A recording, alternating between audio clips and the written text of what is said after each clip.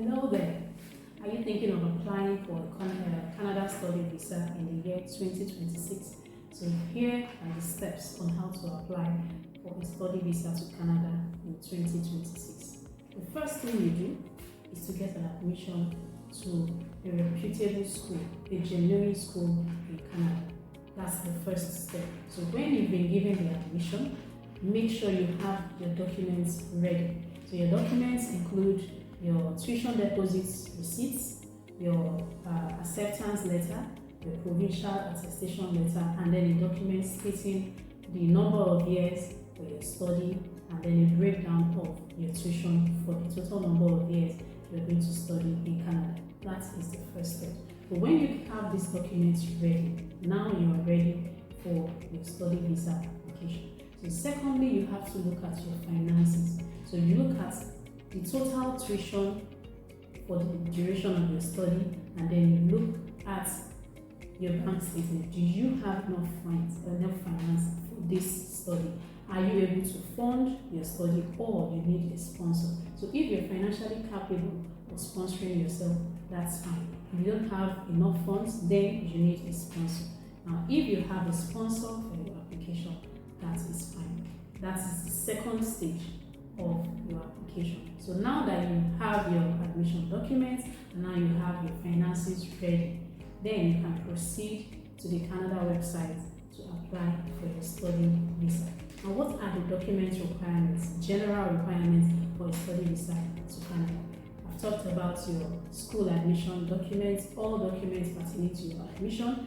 And secondly, I've talked about your finance. So your proof of finance can be your bank statements. If you have investments, you can include your investment documents and your investment account.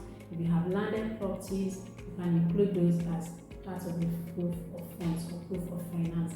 Then you have your international passport, you have your passport photograph, you have proof of ties, documents that shows that you're coming back to your country after the duration of your study. So ties can be in 3 different forms.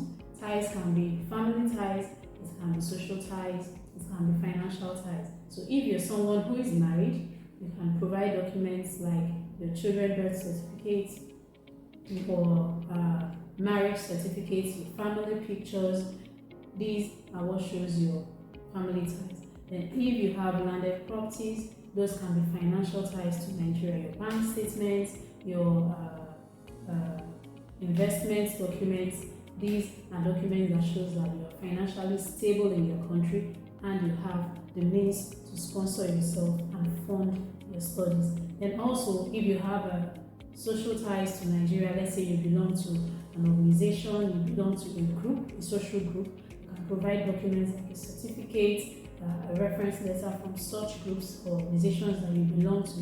You can help to boost your social ties to Nigeria. Then also, what else do you need? If you've been already offered accommodation, you can provide those accommodation documents. But in a case where you've not been able to sort your accommodation, you can reserve a hotel ahead of time and provide proof of that accommodation to support your studies. So these are basically the general requirements for a study visa to Canada. So we have a case that we worked on of recent. We had a client who was going for a 2-year study in Canada.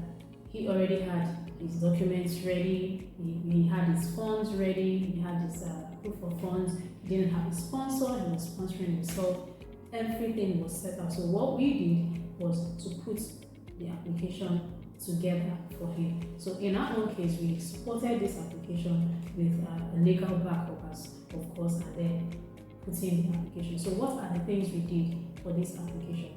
First of all, we gathered the person's admission documents, looked at it, and then we were able to see how much he requires as proof of funds for his studies, and then we were able to come up with a detailed explanation or a detailed application letter stating the reason for his studies, what he's going for, why he's going for that course, and then we outlined his funds, the total funds required, and how much he currently has to cover for the period of his stay. And then at the end of the day, pulled the documents together, we put in the application, and it was a success. So you see that the basic requirements are if your admission is a genuine admission, because most times what we see are people who get admissions, and then at the end of the day the institutions are not recognized. So the first thing is get an institution, an academic institution that is recognized. Make sure that your admission is genuine, and then it comes with a provincial attestation letter in Canada, and then make sure you have enough funds for the duration of your trip, because what the embassy is looking at is, are you financially buoyant to sponsor yourself, and then for the duration of your trip that you wouldn't be a burden to the state, and then after your studies you need to show that you are coming back, you have something bringing you back to your country, and you do not overstay your visa. So these are the basic steps and requirements for a Canada study visa. I hope this has been helpful.